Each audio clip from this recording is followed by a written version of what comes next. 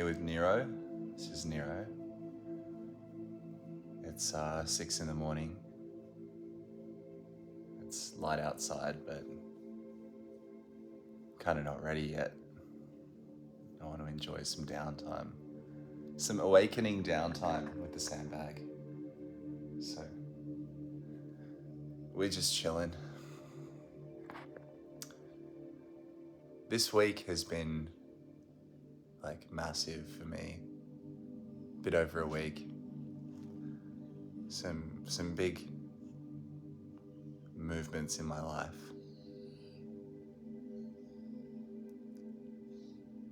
Like a real crossroads, or so it felt for my mind, between choosing to live from a place of fear of what the past, the way I would be in the past and how I have been, and choosing am I gonna project and create more of that, and always hope that there's gonna be something better coming for me.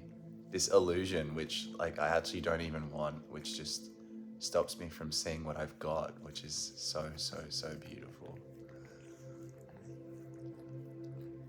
I had a choice between that or just step in and be exposed to myself and to life, and to be to accept the fact that I'm not who I was, and to accept the fact that I am changing, and I have changed, and what I'm capable of now and what I'm capable of doing and enjoying now is not what I was capable of even 3 months ago. So I need to just let the change happen and welcome the change and invite that. And I've realized in the process of welcoming that change that it's been the biggest gift, because it's gradually stripped me of all the things that I didn't even want. Things about my outlook that were stifling my heart and my creative endeavors and my relationships. And since letting those things go, I feel like I am becoming the movement that flows rather than the thoughts that get stuck. So it's a beautiful feeling. I feel like I'm awake in my own life rather than behind this screen of expectation. I feel like I both have a clearer sense of what I want and more energy to get it, and I also have more surrender of not knowing how it's going to play out exactly, but that doesn't mean I'm too afraid to have a plan. Whereas before, what would happen is I learned how not to dream. I used to be someone who had these really strong dreams and desires, and I was still content in myself. I was still happy, but I learned how to hide those dreams and desires even though I was feeling them. And sometimes I would hide them so well that I even hid them from myself. And so I couldn't see the people around me, and I couldn't see the opportunities I had, because I got so used to overlooking myself for my qualities and the opportunities I had, so I overlooked that in others too. So yeah, this returning to dreaming and returning to the feeling and to the living and to the rawness and beauty and also peace that comes with that has felt like such a ride. It's time's just been folded into the most dense period of evolution I've ever known in my life, other than maybe at the very start of my life. So it's feeling good. I feel driven in my business. I feel driven in my teaching. I feel happy in my relationships. I feel like I have, above all else, a better relationship with myself than I ever have. I have a better relationship with my trust in the passage of time, which is really just the passage of my own plans and dreams and memories through the space of stillness, which is now. And I feel like I'm going to be someone different in the future, in the near future, which is wonderful, because that's what change is, and life is change. Things don't change, they're not really living.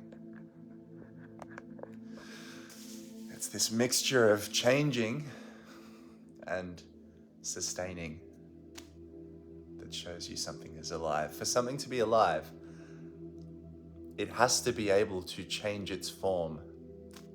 It's not unchanging, but it must also sustain. So, yeah.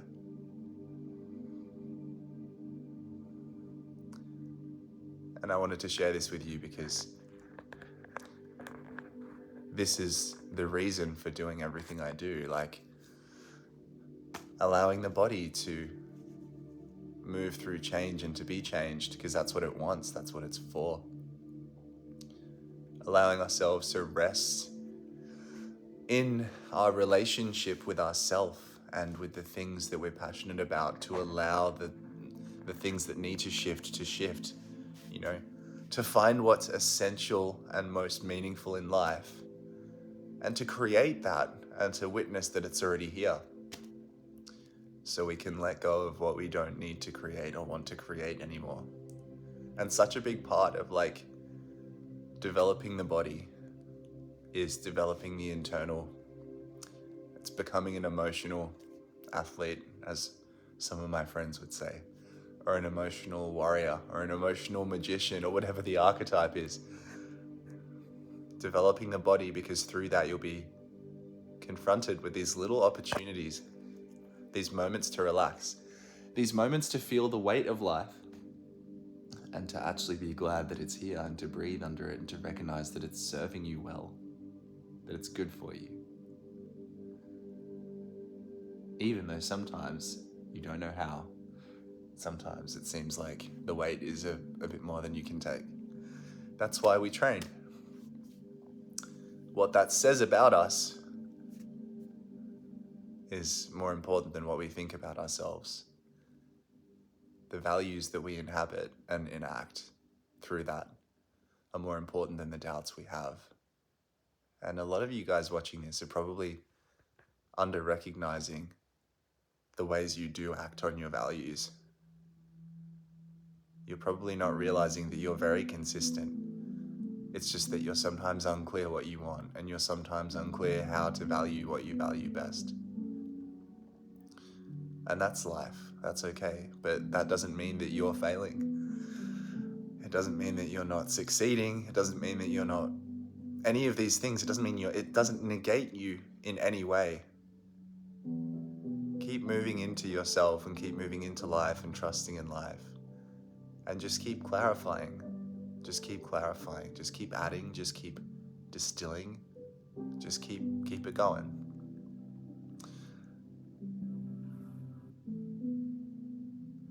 Yeah, just keep it going. Be glad it's going.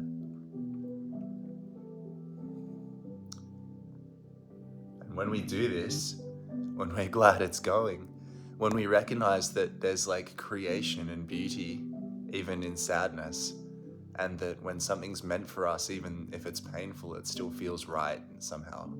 It's not suffering. When we recognize that and we focus more on what we want to create and more on what we have created and who we are, and we focus more on trusting and thanking the fucking great mystery that's running through us, God, whatever you think of God as, it's the great mystery. It's the 94% of the universe that's dark matter and dark energy that we can't see but is most active in creating everything we can. It's the generator, operator, destroyer. It's all of those things. But when we trust God and we thank God, life opens up. And either way, I think the path is the same. I think either way you need to be creative. Either way you are seeking your version of meaning, and either way you do want to create your own world. But it's just, will you surrender to the actions and values that help you do that best, most beautifully, and with most inclusion of others? Or will you fight against your innate nature? And will you make it into some kind of drag? Will you drag it out and live half of the life you were meant to live? I don't think you should drag it out. I think you should trust yourself to grow. I think you should trust yourself to move faster internally. And externally, that might look like going slower. Externally, that might look like making changes. But let yourself grow in yourself and trust that you're always there holding yourself too. That's all I have to say this week. But I hope this is helpful for you, and it's what I needed to hear at some point, and it's just what's coming through. So, much love. Remember, smooth seas never made a skilled sailor. From the acorn grows the oak. Let's go.